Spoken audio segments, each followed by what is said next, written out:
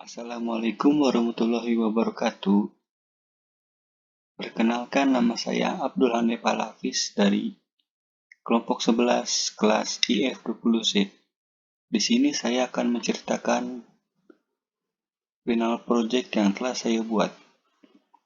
Di sini berjudul Algoritma Branch and Bond menentukan starting linea futsal. Pendahuluan. Sistem pendukung keputusan merupakan sistem informasi interaktif yang menyediakan informasi, pemodelan, dan pemanipulasian data. Sistem pendukung keputusan digunakan sebagai alat bantu bagi para pengambil keputusan untuk memperluas kemampuan para pengambil keputusan, namun tidak untuk menggantikan penilaian para pengambil keputusan.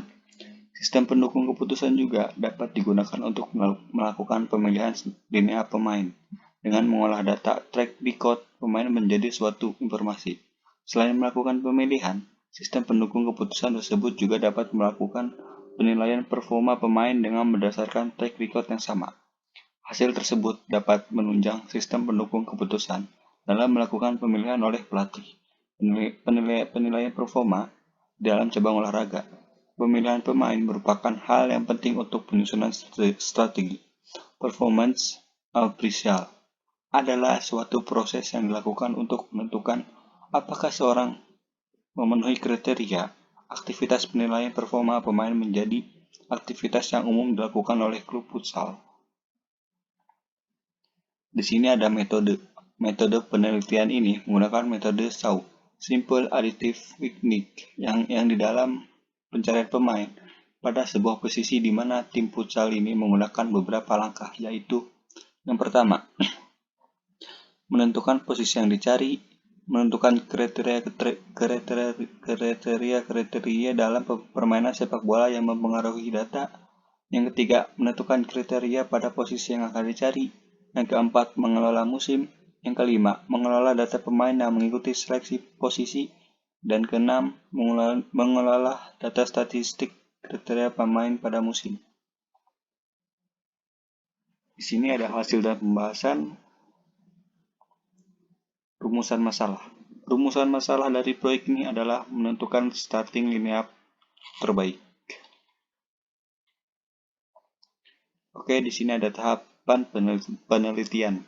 Yang pertama, analisis kebutuhan. Yang kedua, desain sistem. Yang ketiga, penulisan dan kode program. Dan yang keempat, penguji program. Di sini ada use case diagram.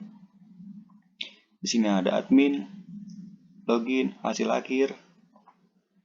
Di sini ada aktor, admin, input data aktor. Di sini ada diagram input pemain, admin, login, admin ke aktor, user ke aktor, dan hasil pemilihan aktor. Konteks diagram. Di sini ada admin ke user, aktor, terus admin ke login, admin pemain, termasuk data input data pemain, dan menentukan starting. Di sini ada kelas diagram. Di sini ada login yang berisi password, email, pemain yang berisi nama pemain, tanggal lahir, jenis kelamin, agama, alamat, dan yang terakhir data pemain. Nama pemain, tanggal lahir, jenis kelamin, agama. Di sini ada activity diagram. Memilih menu starting lineup, menampilkan menu input pemain, mengisi menu input pemain, memvalidasi data. Di sini ada true jika berhasil, data disimpan, kalau false, data gagal disimpan. Di sini ada squeeze diagram. Yang pertama, masukkan dalam sistem starting. Yang kedua, masukkan nama pemain. Yang ketiga, simpan data pemain.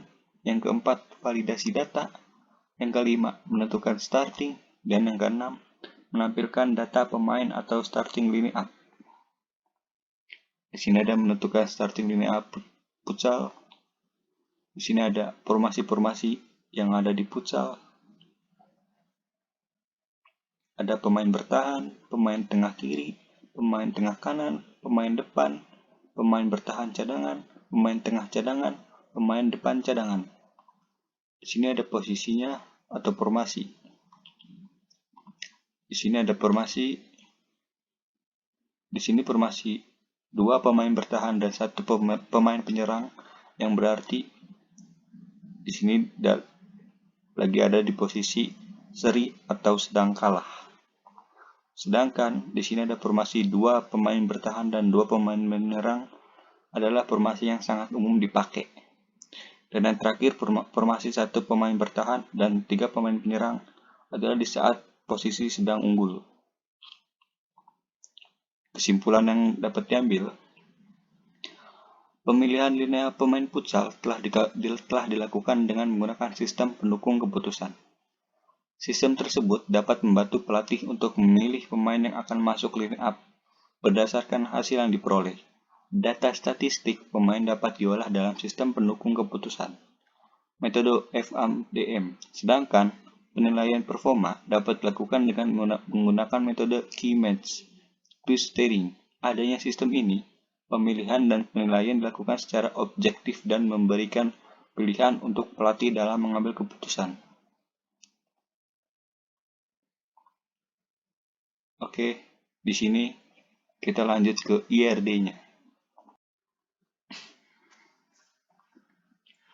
Oke, di sini ada menentukan starting line up futsal. Kita harus login, dan login itu berisi email dan password.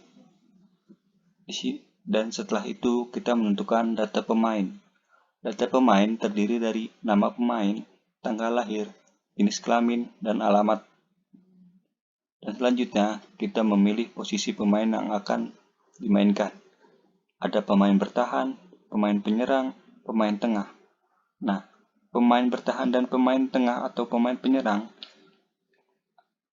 masing-masing tergantung posisi atau formasi. Terkadang pemain bertahan bisa 2 atau 3 atau bahkan 1. Kalau pemain penyerang biasanya 1 atau 2.